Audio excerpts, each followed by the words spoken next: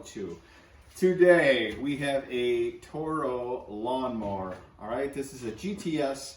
They're called GTS stands for guaranteed to start. So, and they usually are, but this one needs more work than just guaranteed to start for sure. But anyway, today, as you can see, hello, there is no pull cord for this. So what does that mean? The cord snapped, the recoil spun, and it's crap, right? So anyway, so let's not throw this away. Let's show you how to replace the cord and do the recoil. It's not as hard as you think. A lot of recoils are different. I actually have a couple of different kinds down here. I'll grab one just to kind of give you an example. But, so, real quick, so I have a couple different kinds here. This basically is the kind that sits on top of here, but you can see how this one looks. But this one's one that mounts on top. This one is, you know, you can see it's riveted in the housing, so you have to do this recoil from underneath. But pretty much, they're not hard. It's pretty much all the same. I remember doing these when I was like 15 years old, and me and my buddy were working on a go-kart, and we're like, how the heck do you fix this freaking thing? But anyway, it's really not that hard. Once we figured out how, it's simple. So anyway, this one is, like I said, relatively simple. This is a Kohler motor. There's 3 nuts that hold this on. They're 10 millimeters, so you just take your 10 millimeter wrench, you loosen them up like that, bada boom, bada bing.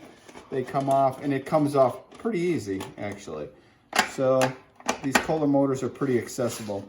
Like a lot of these Briggs & Stratton motors, you have to take this whole entire housing off in order to get to the recoil, which is underneath, like I said. But this one's pretty convenient. If the cord does break, you just pop the top off, and it's pretty simple. So you just go like that, boom, put the nuts aside like that, and there's your recoil right underneath. So what I do is I'll put that aside for a sec. So what I did is I got a new cord and a handle, Home Depot. I think it was like $6. Don't be afraid to do this yourself. Like I always tell you, if it's broke, you can't really make it any broker, so why not at least try, right? Before you have to go get it fixed. So anyway, it's just off-brand, named by Arnold. Again, Home Depot, I think it was $6 with tax, something like that. So, open that bad boy up. You just got to make sure you get one with a long enough cord on it. I think this one is 88 inches, because you got to remember, it's got a recoil up in here, plus it has to go from the top of the engine up to the hole, and then it has to be from there, plus your arm pulling out. So you figure probably 36 inches, plus another, you know, whatever that is, 40 inches, depending upon your arm length. So put that aside, put the handle aside, rubber band off. So, like I said, relatively easy. So what you're going to do is you are going to take the recoil and you are going to wind it backwards like this. So as you wind it, you're going to see the teeth come out and you're going to feel the tension. So what I do is I put my thumb on here to kind of hold it. So you're going to feel it wind up. You also got to be careful when you do wind this thing, you don't wind it too crazy tight, because you're going to hear the spring crack loose underneath and it's going to go spinning around underneath. So what I'm going to do is wind this guy up.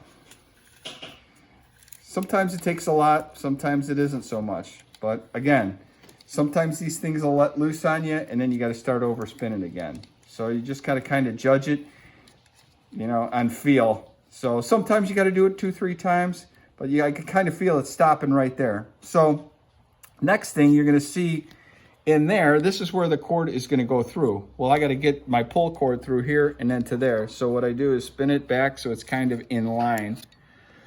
So then you take your cord, you push it through like that, and then you got to be kind of finesse it a little bit like that. So, like so. So now, hold on a sec. I need a free hand. So I have a little wrench here that I can put in here in between the teeth and tighten that up a little bit more. And this fella is going to hold it in place for me, just like that. So what I'm going to do is tie this knot. I'm seeing there may be a possible problem here, but I'm not quite sure yet. I will find out shortly. And I'll explain what I see after I try this. So I'm going to tie a double knot in here, because what I'm talking about here is if you kind of look down in here, it looks like it might be broken away a little bit. So we're gonna check this out. We're gonna see what happens. But no, that looks like it's pretty solid up against the hole. So I think we're gonna be good to go. So I'm gonna pull this back out. So here's another trick too, because sometimes these things will unwind a little bit. They'll become a little bit loose. Okay, so what I'm gonna do, like I said, sometimes these will come loose. So remember, these are nylon. So what I have is a little tiny torch here. Things are pretty cool. You get them at Home Depot, Menards, or $5 or whatever, if you ever need it. So they're convenient for like birthday candles too. So anyway, what you do is kind of hold this away here, and I kind of melt it.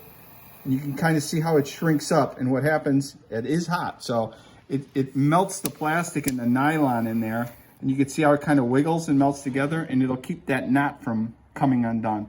A lot of times if you have to cut the end of the cord, you can see how it's kind of melted. I think at the factory when they make these, they stick them on an iron, and you see how it kind of flattens out and melt. You can do the same thing with a torch if you need to slide it through that hole. But anyhow, so that's that. So that's pretty solid. So what we're gonna do is tighten that up like that. You can see it's pretty good inside there. Tuck that away.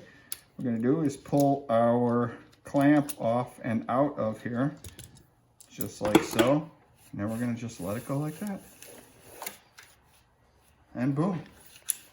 We got a recoil that has been relined, and we are good to go. So now what we're gonna do is take it, put that back on, like that. So the key here is, let's not let go of the cord, because the cord's gonna end up back in the recoil. So I'm just gonna hold on to that for a second. Get a little nut on here just to keep this from popping off. Helps to have two hands free, because sometimes you have to do one thing to get to the other.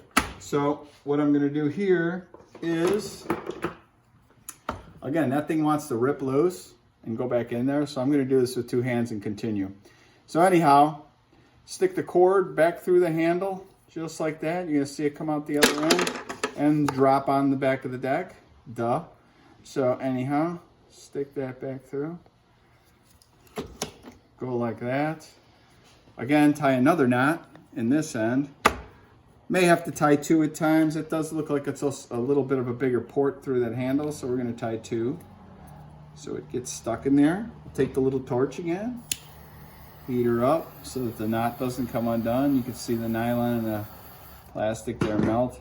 Kind of go like that. Again, it's hot, so you do it fast. Go like that, and boom, we're good to go. Now, obviously, the cord needs to go up there.